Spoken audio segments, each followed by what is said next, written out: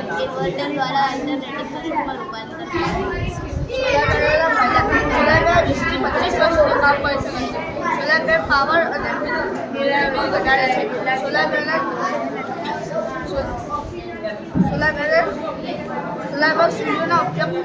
સૂર્યના ઉપયોગથી કોઈ પણ વસ્તુને ચાલુ કરી શકે છે. હું ધોરણ 6માં અભ્યાસ કરું છું. મારી શાળાનું નામ બાપુનગર ગુજરાતી શાળા નંબર 3 છે. મારી કૃતિનું નામ ડસ્ટબિન મેનેજમેન્ટ છે.